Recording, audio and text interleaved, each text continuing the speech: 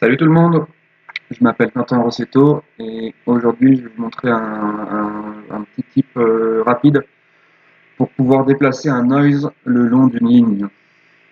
Alors, si vous avez déjà un peu utilisé Houdini, vous savez utiliser un noise, vous savez que si vous avez une géométrie qui est simple, du type une ligne, donc je vais le faire en même temps, donc j'ai une ligne avec plein de points et que cette ligne elle est orientée le long d'un axe.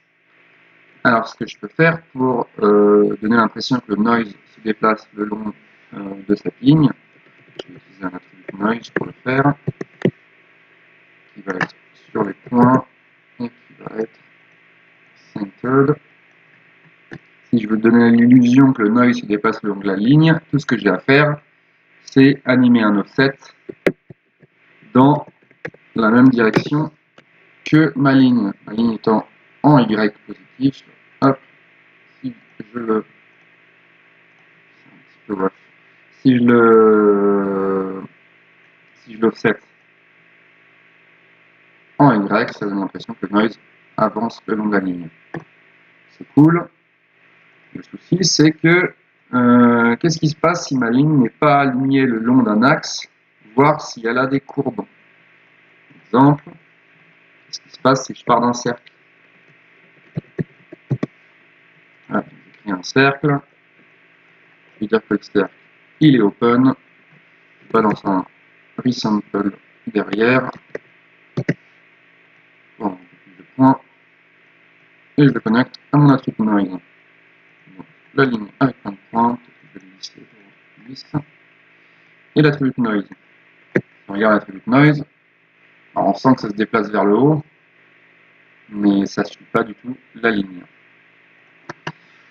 Pour pouvoir faire un noise qui suit une ligne, on ne va pas pouvoir utiliser la position du point. Ce qu'on va devoir utiliser, c'est l'UV de notre ligne. Je vais supprimer l'attribut noise et je vais créer un UV texture pour me créer cette UV. Alors attention, il y a quelques petites subtilités. Vu qu'on veut utiliser l'UV pour pouvoir modifier la position des points, donc travailler sur les points, on va vouloir que l'attribut UV ne soit pas sur les vertex, comme il est par défaut, mais sur les points.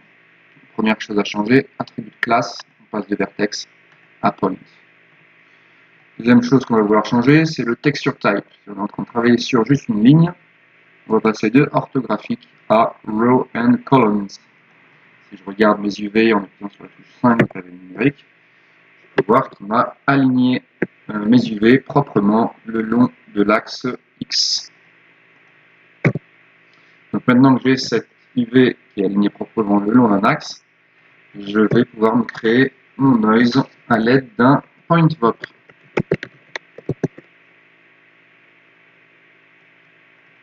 Je vais nommer, faire propre, line, et je plonge dedans. Alors, qu'est-ce qu'il va me falloir? Il va me falloir un noise. Je vais partir du anti-alias flow noise pour faire un truc simple. Et l'anti-alias flow noise, lui, il attend soit un 3D input, soit un 4D input. Or, mon UV, c'est que un 2D input, à savoir Y et X. Le premier truc que je vais devoir faire, c'est transformer mon Y et mon X en X, Y, Z. Passer mon vecteur 2 en vecteur simple, vecteur 3. Donc, je vais chercher ça, je commence à taper vector, et il me propose vector 2, vector 4, vector 2 to vector. Hop. Donc, dans le vecteur 2, je vais mettre UV, et dans le vecteur, dans le float qui devrait le compléter pour en faire un vecteur 3, je ne vais rien faire pour l'instant. Et c'est ça qui va être la source de mon noise. Je vais prendre la position de mes points actuels, donc avant la modification, et je vais leur ajouter la flow noise. Et le résultat de ça sera ajouté dans le P. Je reviens sur mon noise, je vais changer la signature, parce que là il me sort qu'un noise 1D, donc un seul float, ce qui fait que je vais avoir la même valeur en X, Y, Z. Très intéressant, je passe en 3D noise. Et je vais promouvoir quelques paramètres pour pouvoir le modifier de l'extérieur. La fréquence, donc je clique avec la molette sur le dessus, promote parameter, l'offset, l'amplitude et la roughness. Un des intérêts de faire ça, c'est de pouvoir travailler sans avoir à entrer dans le VOP, mais c'est aussi que dans le VOP, vous ne pouvez pas facilement automatiser des offsets ou des changements de valeur avec un add time ou un add frame. Ça ne fonctionne pas ici. Pour ça, il faut le faire à ce niveau-là.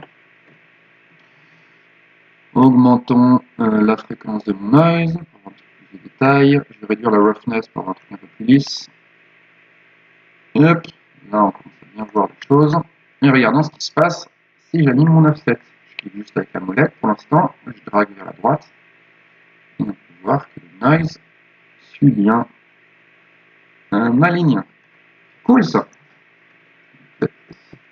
On va l'automatiser. Add time. Là, je vais sur play. Je peux voir mon noise qui avance bien. Pratique. Qu'est-ce qu'on peut faire de plus? Le noise il avance, mais il ne se modifie pas. Il reste stable dans le temps. Qu'est-ce qui se passe si je fais de l'offset sur le troisième paramètre? On voit que ça vient changer le noise. Ce que je peux faire, c'est dans mon attribut noise, cette composante là du vector 2 to vector 3, elle est vide. Ce que je peux faire, c'est prendre le time, je vais le multiplier par un paramètre, ici, et lui, je vais l'appeler time mult. Et ça, cette valeur-là va rentrer dans mon vector 2 to vector 3. Si j'en sors, je vais sur play. Non, je vais mal nommer. Qu'est-ce que j'ai fait? J'ai changé le name, mais pas le label. Time mult, ça sera son nom. Et time multiplier, ça sera son label. Maintenant, si j'en ressors, je vois que j'ai mon time multiplier ici. S'il est à 0, on peut voir que le noise avance, mais reste en soi statique, il est juste offseté le long de la ligne. Si je vais mettre un petit peu de valeur dans le time multiplier, ça avance, mais ça se modifie. Ça se modifie d'ailleurs beaucoup trop vite. Encore plus petit. On peut voir, le noise avance, mais il change doucement de forme.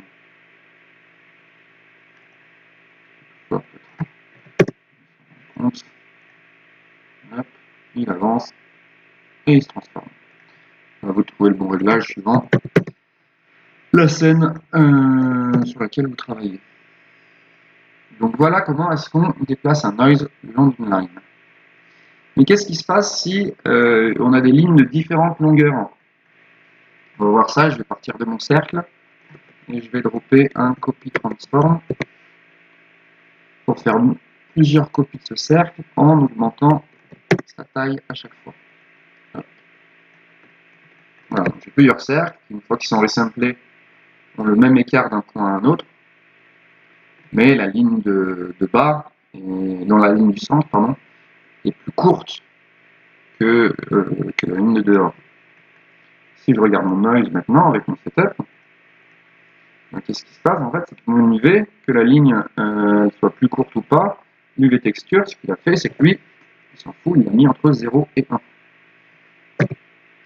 Pratique si on veut faire un truc uniforme, on peut voir que le noise il se modifie, il avance à la même vitesse sur la petite ligne que sur la grande ligne, ce qui fait qu'il arrive à la fin de la ligne aussi vite sur la petite que sur la grande. Moi j'aimerais qu'il arrive à la fin de la petite plus vite que sur la grande, donc je voudrais que les UV de mon UV texture soit la taille des UV soit proportionnelle à la longueur de ma ligne. Pour faire ça, il va falloir que je travaille ligne après ligne et que j'utilise une fonction vex qui s'appelle arclen. Premier élément, comment est-ce qu'on fait pour travailler ligne après ligne? Mes lignes, ce sont des primitives. J'ai cette primitive, cette ligne. Donc, pour travailler sur chaque primitive, je vais utiliser un for each primitive. Je connecte le resample à for each begin, je vais connecter mon noise derrière. Et l'UV texture, je vais le mettre dans la boucle. Pour l'instant, rien ne change. Ce qui se passe, c'est qu'on fait juste l'UV texture sur une ligne après l'autre. Mais dans l'UV texture, il n'y a aucun paramètre qui change. Moi, ce que j'aimerais, c'est changer le paramètre de scale. Pour que le scale en X soit basé sur la longueur de ma ligne. Comment est-ce qu'on fait pour retrouver une longueur de ligne? On utilise la fonction arcane. Ouvrez la parenthèse. LED apparaît, qu'est-ce que ça fait? Return the arc length of a curve between two U positions.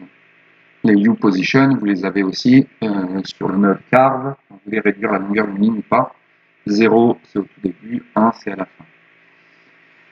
Qu'est-ce qu'il attend? Il attend 4 inputs. Le premier, c'est le surface node, donc de quel flux de données, sur quel flux de données je travaille. On n'a qu'un seul input, donc ça va être le numéro 0. Je travaille sur ce qui est connecté dessus. Le deuxième, quel est le numéro de la primitive sur laquelle je travaille. Vu qu'on est dans une boucle et qu'on travaille toujours sur une seule primitive à la fois, ce numéro va toujours être 0, parce qu'on travaille sur la première. Enfin, le uStart, où est-ce que je commence sur la ligne? Tu vas commencer au début, 0. Où est-ce que je finis? Tu finis à la fin, 1. Donc, premier élément, quel est le flux de données? C'est ton premier input, 0. Quelle est la primitive? C'est la primitive 0, puisqu'on ne travaille que sur une primitive à la fois.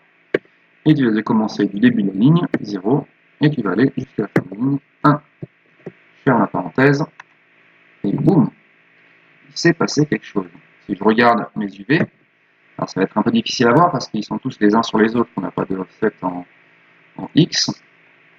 Mais je peux voir maintenant que j'ai des UV qui sont beaucoup plus longs, et qui sont basés sur la longueur de ma ligne.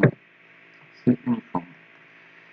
Ce que je vais faire, c'est pour mieux m'en rendre compte, je vais maintenant que ma ligne est beaucoup plus grande, le noise a beaucoup plus d'influence, enfin, la fréquence n'est plus ajustée à la taille de ma ligne. Je vais donc réduire cette fréquence. Hop. Voilà, quelque chose qui soit un peu plus facile à voir. Et si j'appuie sur play, on peut voir que le noise, donc vu qu'il n'y a pas de offset, c'est le même noise qui est mis sur chaque ligne, mais le noise semble se déplacer. Le noise, c'est pas qu'il semble, le noise se déplace par rapport à la vitesse de la longueur de la courbe. Ça ne veut pas dire grand chose, mais le résultat est là. Voir que la plus petite, hop, là, cette bosse qui est ici, on arrive à la fin, qui n'est même pas arrivée à la moitié de la plus grosse ligne. C'est bien pratique ça. Si on veut que le noise aille plus vite, bien sûr, on peut multiplier le time, on mettra frame. Là, on voit bien qu'il décale au fur et à mesure. Et ça, c'est un truc qui est bien pratique. Vous pouvez faire plein de choses super classe avec un noise qui se déplace le long d'une ligne.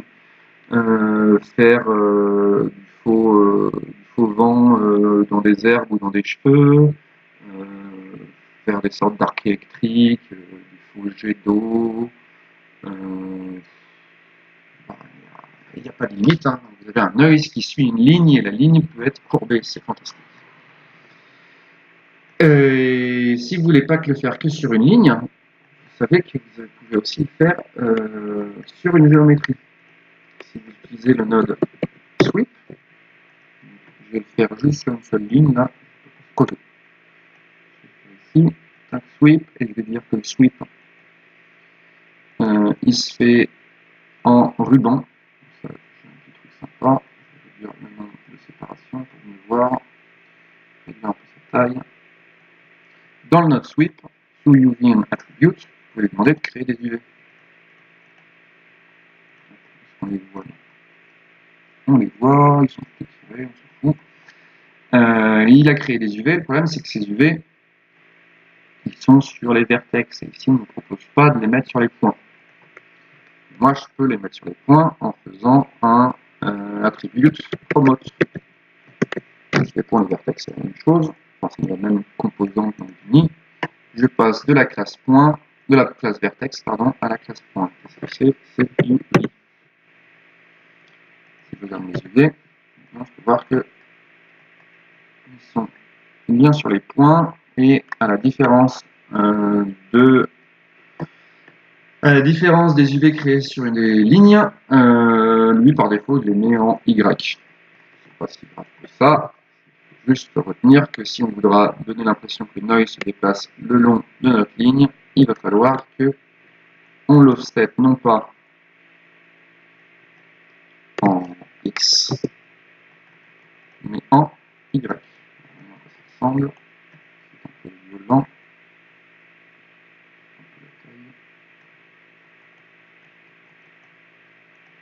Ça, si je bouge en Y, le noise avance.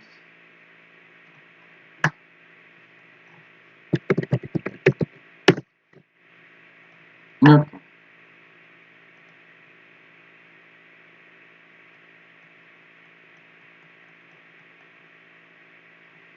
Donc, bien pratique aussi si vous voulez faire une sorte de faux. Si vous voulez pas faire des simulations, par exemple Vellum pour un drapeau, ou que vous voulez. Il y a plein d'effets. Moi, je vous donne les outils, je suis sûr que vous trouverez une bonne manière de les appliquer. Donc voilà, pour résumer, pour faire un noise le long d'une ligne, il faut avoir une ligne. Il faut utiliser un UV texture qui est réglé sur row and columns, qui crée l'attribut sur les points.